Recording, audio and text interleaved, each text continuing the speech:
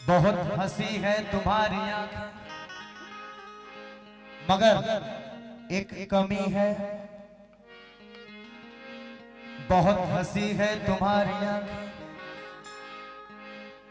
बस एक कमी है। क्या?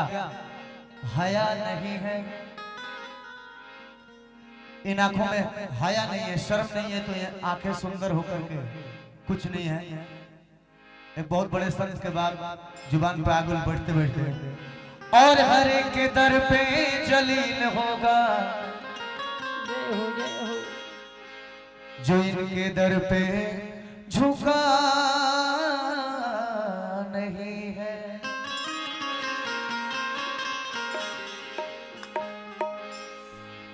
देखो महाराज जी के, अपने गुरु जी के प्यारा सा भजन,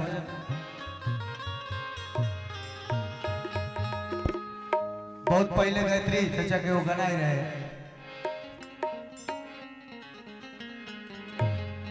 कि हरि गुण गाय के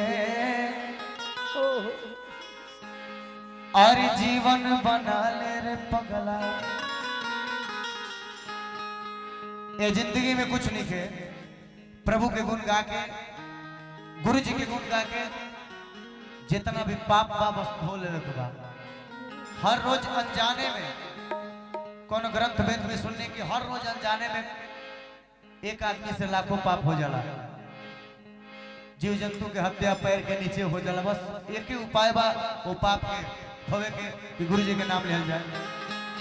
और तबला पे संगत हमार गुरुए कहली डब्लू बाबा विजेंद्र चा बैठल बना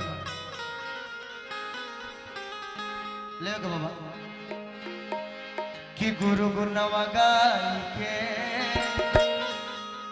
एकदम अस्थाई में कि गुरु गुणवा गाय के अरे जीवन बना ले रे पगला। अरे त जीवन बना ले रे पगला, पापवा मिटा ले रे पगला। कि गुरु गुणवा गाय के जीवन बना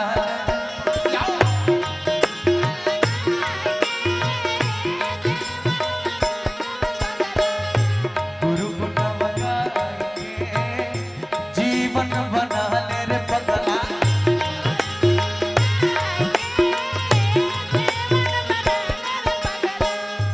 जीवन बना ले रे पगला, जीवन बना ले रे पगला, जीवन बना ले रे पगला।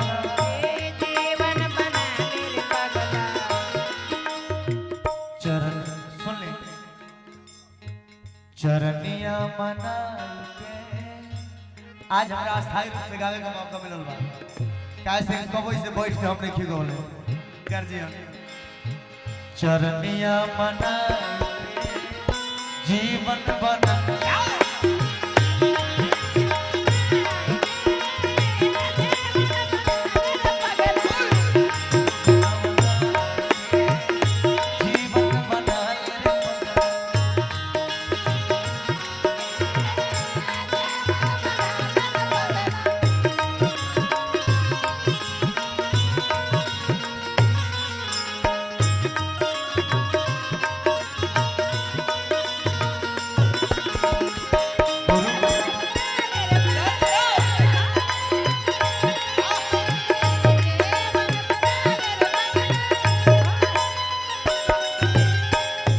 जीवन रूपी अंधेरा से देखो गुरु जी बानी जे प्रकाश दिखाई पावा न ते दुनिया में सबे अंधेरा में ले जावे लगा।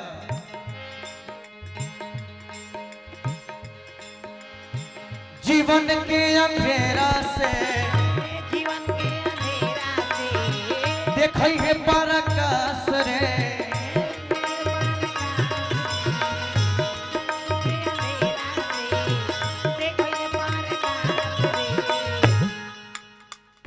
तर गई जन्मवा जे भी जन्म सिद्ध हो गई, तर गई जन्मवा जे भी बन गई दास।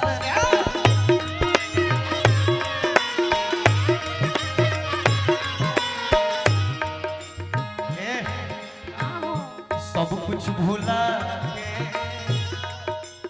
सब कुछ भूला जा। आ गायत्री चाचा वाला बस खाली हाई हिले के चाहे, गायत्री ठाकुर वाला सब कुछ भूला के जीवन बन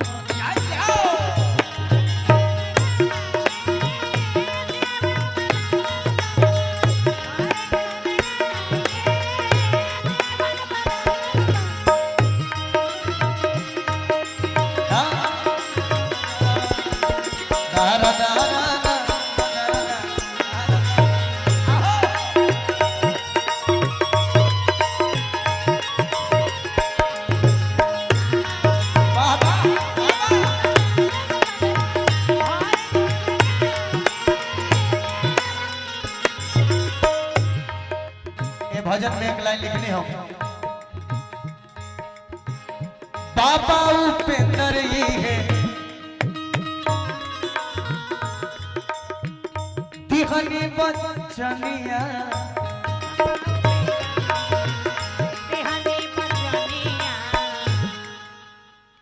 गुरु कृपा से चंदन गावेले भजनिया,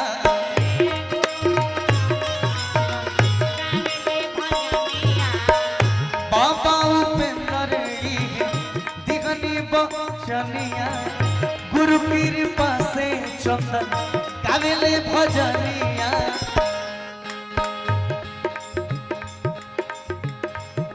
जय त्यागी महाराज जी के चरण मनाले रे।